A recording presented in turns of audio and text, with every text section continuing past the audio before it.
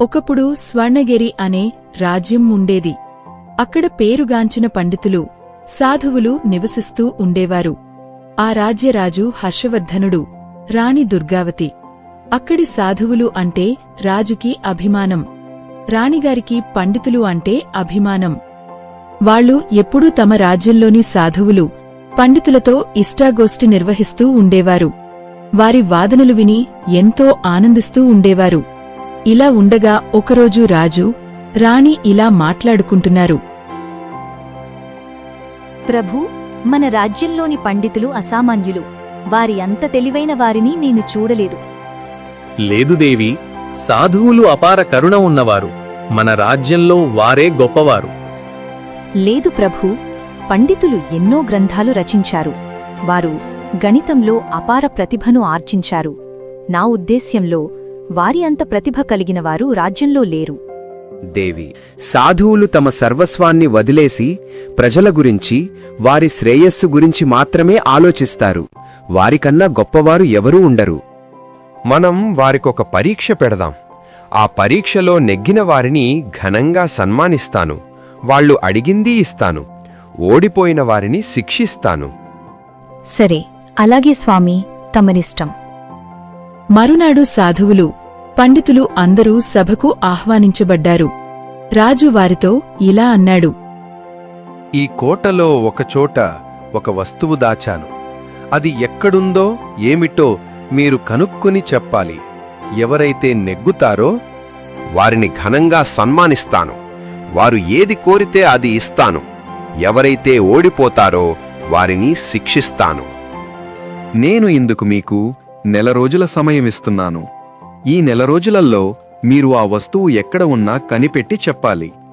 అక్కడ ఉన్న సాధువులకు, పండితులకు జరిగింది అర్థం కాలేదు. వాళ్లంతా చాలా ఆశ్చర్యపోయారు. చేసేదిలేక సాధువులు అడవి మార్గం గుండా తమ తమ ప్రదేశాలకు చేరితే, పండితులు రాజ్యంలో ఉన్న తమ ఇళ్లకు చేరుకున్నారు. అయితే ఆ పండితులు గణితంలో నిష్ణాతులు. వాళ్లు మళ్లీ కోటను చేరుకుని కోటంతా తిరిగారు. లెక్కలు కట్టి కోటలో దాచుంచిన వస్తువు ఏదో కనిపెట్టారు. ఇక గెలుపు తమదే అని గర్వంతో ఇళ్లకు చేరుకున్నారు. ఇక సాధువులు అందరూ కలిసి సముద్రం దగ్గరికి వెళ్లి అందులో స్నానం చేసి సముద్రం ఒడ్డున తపస్సు చేయడం ఆరంభించారు. పగలు ఎర్రని ఎండను, రాత్రి భయంకరమైన చలిని లెక్క చేయకుండా అక్కడే ఉండి తపస్సు చేస్తున్నారు.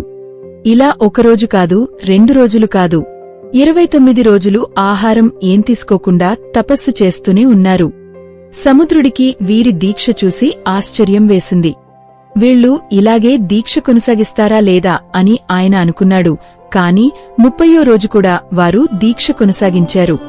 ఇక 1 గంటలో తెల్లవారుతుంది అనగా ఆయన వాళ్ల ముందు ఒక వృద్ధ బ్రాహ్మణుని రూపంలో కనిపించి ఇలా అన్నాడు. ఇంకా తపస్సు చేస్తున్నారేమిటి? మనకింక సమయం లేదు.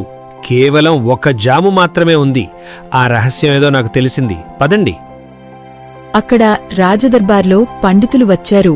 సాధువులు ఇంకా రాలేదు.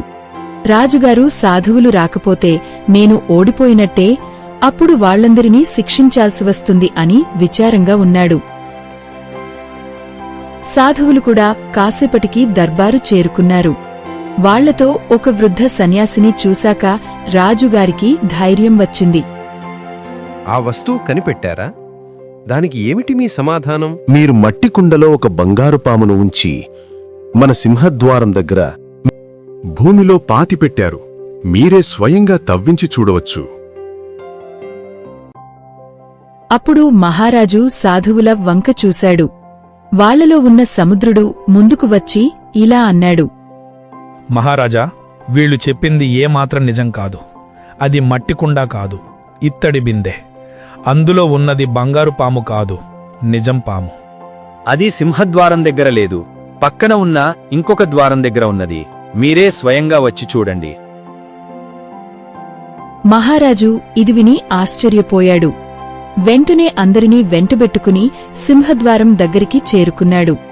అక్కడ సైనికుడు తవ్వి చూశాడు. కాని ఏమీ కనపడలేదు. వాళ్లు వేరే ద్వారం దగ్గరికి చేరుకున్నారు. అక్కడ కూడా తవ్వించారు. కొంత తవ్వగా నిజంగానే ఒక ఇత్తడి బిందె బయటపడింది. ధైర్యం చేసి సైనికుడు దాని మూత తీశాడు. అందులోనుంచి నిజమైన పాము బూసలు కొడుతూ బయటికి వచ్చింది. రాజు ఇచ్చిన మాట ప్రకారం సాధువులని సన్మానించి వాళ్లకి కావాల్సినవన్నీ సమకూర్చాడు. పండితులని జైల్లో పెట్టించాడు. అయితే వాళ్లలో ఉన్న ఒక వృద్ధ పండితుడు అయిన ఆదిత్యుడు రాజుని ఒకరోజు గడువు అడిగి ఆ ఒక్క రోజులోనే ఒక గ్రంథం రచించాడు. అది మహారాజుకు వినిపించాడు. మహారాజు సంతోషించి అందరినీ విడుదల చేశాడు.